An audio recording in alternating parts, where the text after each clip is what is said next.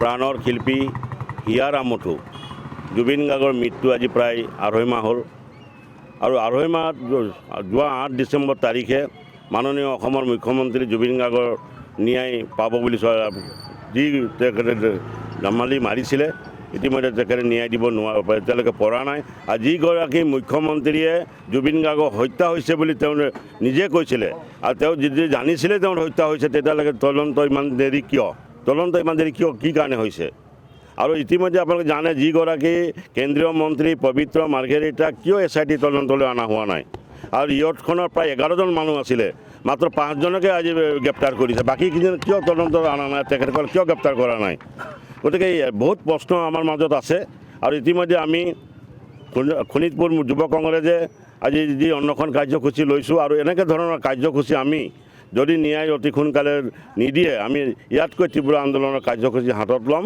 আমাৰ প্ৰাণৰ শিল্পী হিয়া ৰামথু জুবিন গাৰ্গ ডাঙৰীয়াৰ মৃত্যুৰ ন্যায়ৰ বাবে 2.5 মাহ পিছতো এনেদৰে অনশন কৰিব লগা হৈছে, অনশনৰ কাৰ্যসূচী হাতত ল'ব লগা হৈছে। প্ৰথমে সেয়া আমাৰ বাবে এক অতি দুখজনক আৰু দুৰ্ভাগ্যজনক। আজি আমাৰ মুখ্যমন্ত্ৰী ডাঙৰীয়াই কি কৈ আছে? মুখ্যমন্ত্ৰী ডাঙৰীয়াই কৈ আছে যে SIT ৰিপৰ্ট 8 তাৰিখে ওলাব, SIT ৰিপৰ্ট অমুক তাৰিখে ওলাব, কিন্তু আজিলৈকে SIT ৰিপৰ্ট দিবলৈ সক্ষম হোৱা নাই। আৰু আপোনালোকে চাওক, এই যে SIT যি তদন্তৰ এখন ভেকু ভাওনা যে ৰচিছে, আজি ইয়তখনৰ যিজন চালক সেই চালকজনক আজি জেৰা কৰিব লাগিছিল নে নালাগিছিল? আজি জুবিন গাৰ্গ ডাঙৰীয়াই ৰাতি যিখন হোটেলত নিশা কটাইছিল বুলি নিউজত খবৰ ওলাইছে, নিশা কটাইছিল নে নাই আমি সেই বিষয়েও সঠিকভাৱে অৱগত নহয়। সেই মেনেজাৰজনক আজি জেৰা কৰিব লাগিছিল নে নাই? আজি এই SIT যি জেৰা হৈ আছে, আজি যি তদন্ত প্ৰক্ৰিয়া চলি আছে, এই তদন্ত কাক কৰি আছে? জুবিন গাৰ্গ ডাঙৰীয়াই এবছৰ আগতে ক'ত ট্ৰিটমেণ্ট কৰিছিল, কোন ডক্টৰে তেখেতৰ স্বাস্থ্যৰ যতন লৈছিল, কোনখন ৰেষ্টুৰেণ্ট বা হোটেলত গৈ তেখেতে ৰুটি ভাজিৰ সোৱাদ লৈছিল, সেই হোটেলৰ স্বত্বাধিকাৰীৰ লগত আজি জেৰা কৰিছে, মাতিছে। গতিকে এয়া চূড়ান্ত ভেকু ভাওনা। আৰু আপোনালোকে চাওক, যিমানেই দেৰি কৰি গৈ আছে আমাৰ মনত তিমানেই সংশয় জাগি আহিছে।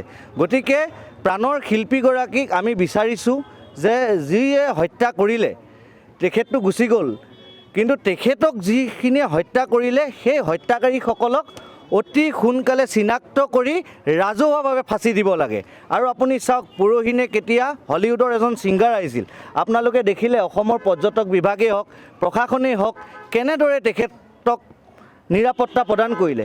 আমাৰ প্ৰাণৰ শিল্পীগৰাকী যেতিয়া ছিংগাপুৰ গৈছিল তেতিয়া কি আমাৰ যিসমূহ বিভাগ আছিল তেওঁলোকৰ মনত নপৰিল?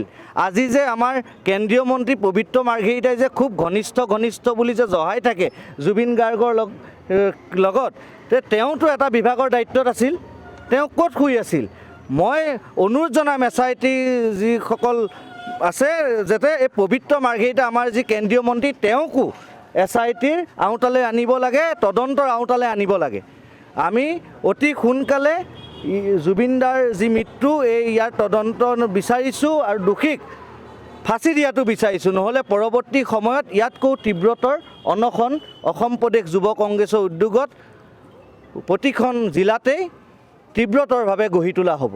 অসমৰ ৰাইজে বিচাৰিছে, এয়া কোনো দল সংগঠন বুলি নহয়, আমাৰ হিয়া ৰামথু, আমি যাৰ গান শুনি প্ৰতিটো প্ৰজন্ম ডাঙৰ হৈছে 90 দশকৰ পিছত। গতিকে তেখেতৰ যি মৃত্যুৰ তদন্ত এয়া অকল এটা দল বা এজন ব্যক্তি বা সংগঠনৰ দাবী নহয়, এয়া সমগ্ৰ ৰাইজৰ দাবী। যিকোনো খবৰৰ বাবে যোগাযোগ কৰক 7099017330 লগতে 7099017110 নম্বৰত।